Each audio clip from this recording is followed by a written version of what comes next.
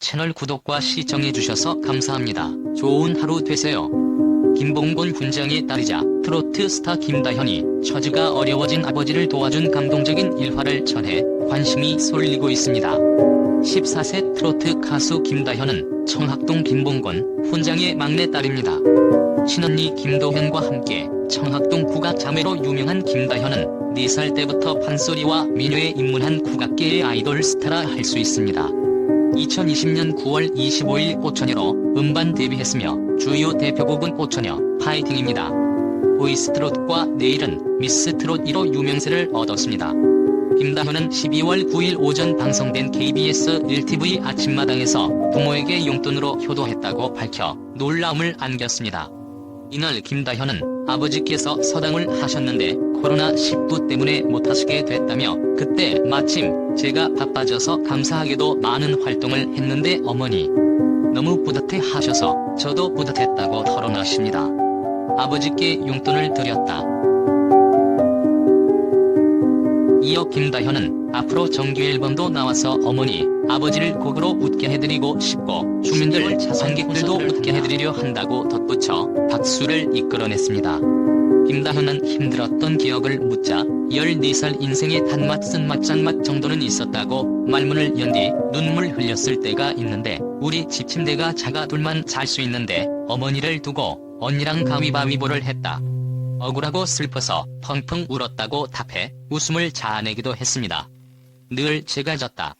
한편 김봉곤 훈장은 앞서 방송을 통해 코로나19로 인해 어려움을 겪는 상황을 드러낸 바 있습니다.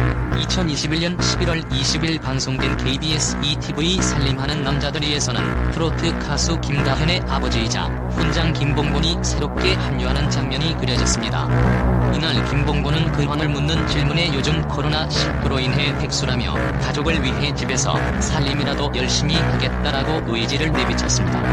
그가 운영하던 서당은 코로나19로 인해 2년째 휴업 상태였던 것입니다. 이어 김봉곤은 직접 포클레인을 돌며 무성한 잡초를 제거하고 텃밭에서 호미질을 하며 농작물을 수확하는 등 바쁜 일상을 공개했습니다. 또한 그는 아내가 집을 비운 사이 2딸과 함께 집수리에 나섰고 아내 몰래 들기름을 아낌없이 쏟아 부어 한옥 마루에 바르는 모습으로 웃음을 자아냈습니다. 자칭 백수라고 소개한 김봉곤 훈장이 직접 서당을 뛰어다니며 살림을 하는 등 유쾌한 모습을 보여줬기 때문입니다. 작년까진 상황이 그리 심각하게 느껴지지 않았습니다. 하지만 코로나19가 지속되며 김봉곤 가족은 이제 서당을 유지하기도 벅찬 상황에 놓인 것으로 추측됩니다. 김봉곤 부부는 2022년 2월 20일 방송에서 서당 매각 문제로 신경전으로 벌이는 모습을 보여주기도 했습니다. 김봉곤이 아내 전희라는 집에 있는 각 건물을 합쳐 나온 전기세가 245만 원이 넘는 것을 보고 깜짝 놀랐습니다. 이에 한우 구조상 관리 비용이 많이 든다며 서당을 팔자고 했습니다. 그녀는 코로나19 이전에도 서당 운영으로 대출금을 갚기 빠듯했고 지금은 그마저도 없어 다현이가 번 돈으로 대출 이자를 내고 있는 것을 속상해하며 집을 팔아 대출을 갚자고 했습니다. 우리가 잘 정리 안 하면 아이들이 고생해야 한다. 전희라는 고생을 아이들에게 물려주고 싶지 않다.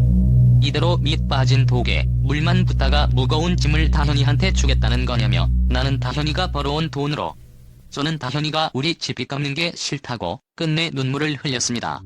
처음에는 반대하던 김봉곤은 가슴이 메어 말을 잇지 못하는 아내의 모습과 다현에 대한 미안함의 눈시울을 붉혔고 결국 아내의 뜻대로 하라고 했습니다. 며칠 후 부동산 중개인이 서당을 보러 왔고 김봉곤은 이사를 갈 수도 있다는 생각에 들뜬 다른 가족들과 달리 별로 믿기지 않아 했습니다. 집과 주변을 둘러본 중개인은 대략적인 시세를 알려주며 매각 의사가 정해지면 연락을 달라고 했고 그날 저녁 열린 가족회의에서 전희라는 시세에 맞춰 팔자고 했습니다. 이에 김봉곤이 100억을 가져와도 못 팔아라고 하자 전희라는 그럼 난 못 살아라 응수하며 대안을 제시하라고 했습니다. 결국 김봉곤은 3월 말에 집 수리를 하겠다는 각서를 썼습니다.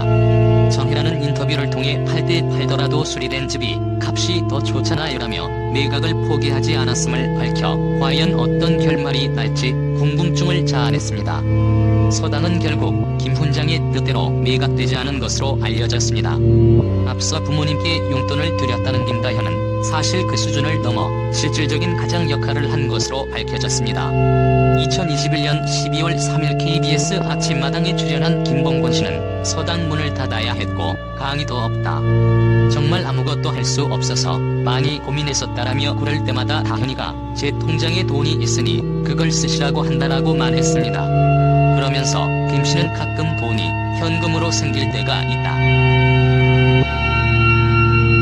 그러면 다현이가 저랑 아내를 불러서 어머니, 아버지 드리고 나머지는 자기가 갖겠다고 한다라며 집안의 기둥이고 가장 같은 역할을 하는 아이라고 표현했습니다.